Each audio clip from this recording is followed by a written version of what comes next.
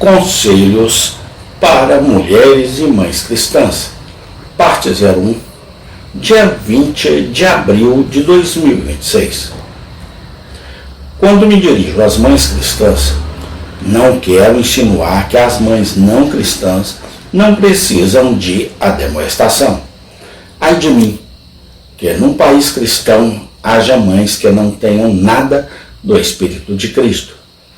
Os jovens muitas vezes prometem a si mesmos que se dedicarão à verdadeira religião depois de casarem e se estabelecerem no mundo. Que absurdo! Deveria ser a resolução deles não pensarem em entrar num estado que envolva responsabilidades tão pesadas e o exercício de tantas virtudes, até que se tornem possuidores da verdadeira religião. Sem uma piedade genuína, como é possível que uma mulher cumpra corretamente os deveres de esposa e, especialmente, de mãe? Sinto que nenhuma mulher destituída de religião é apta a ser esposa e mãe. Imaginem só, uma mãe ímpia. Se não fosse tão comum, a própria expressão suscitaria emoções semelhantes às que sentimos quando ouvimos falar de um pastor ímpio. Dirijo-me às mães cristãs, pois somente delas posso esperar uma escuta atenta. Dirijo-me às mães cristãs, porque todas as mães deveriam ser cristãs sinceras. Existe alguém na Terra cuja mente esteja tão pervertida pelo preconceito a ponto de não perceber a congruência entre a piedade e essa terna relação? Antigamente era comum, até mesmo entre os infiéis, a opinião de que a religião era um adorno e uma proteção para a mulher.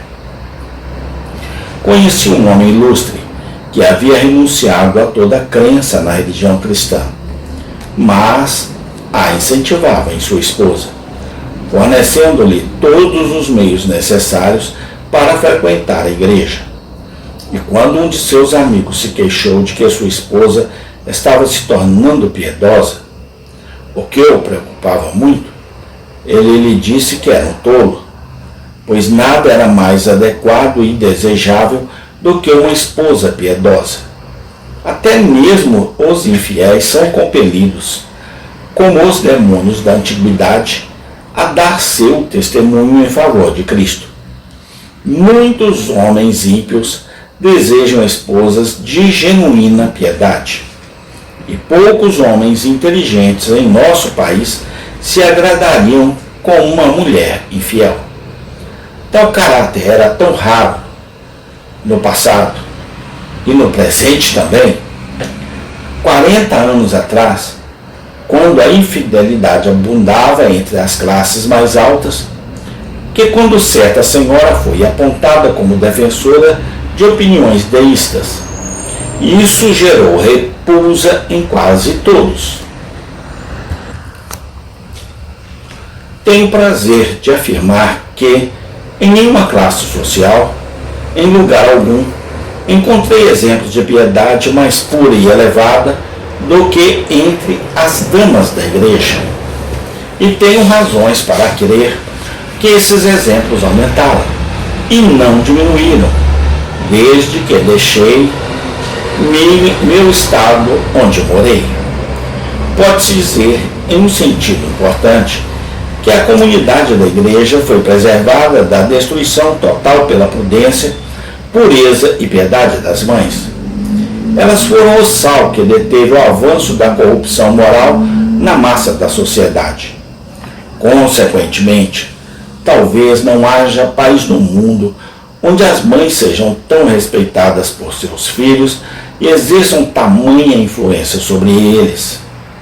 Pergunte a quase qualquer jovem cristão onde ele encontrará os exemplos mais brilhantes de excelência moral, e seus pensamentos se voltarão imediatamente para o caráter de mulheres piedosas e, talvez, para sua própria mãe, se ela for piedosa.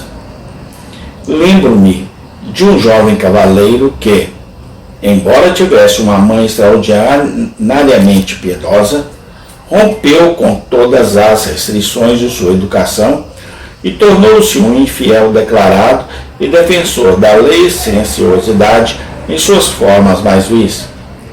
Mas um Deus misericordioso ouviu as incessantes orações de sua mãe e, por meios um tanto incomuns, ele se converteu do erro de seus caminhos.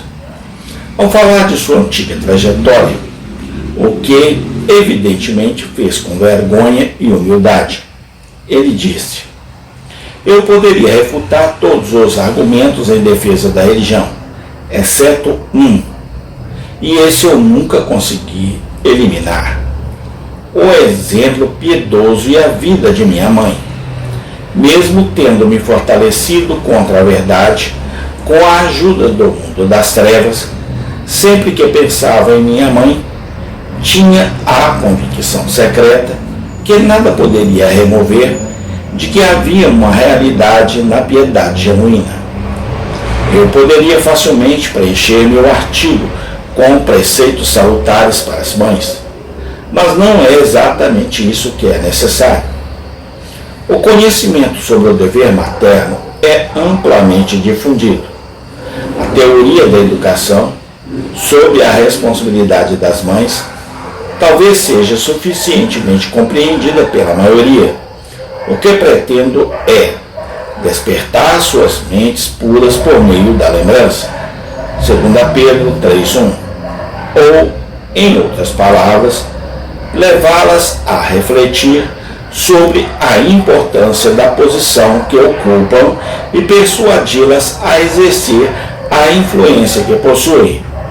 Muitas vezes, ouvi mulheres piedosas queixarem-se de que tinham pouco ou nada em seu poder e sentiam-se como membros quase inúteis da sociedade. Isso é um erro flagrante de cálculo. Amém. Tem continuação. Ó Deus, ensina-nos cada vez mais na tua santa e divina palavra. Amém e amém.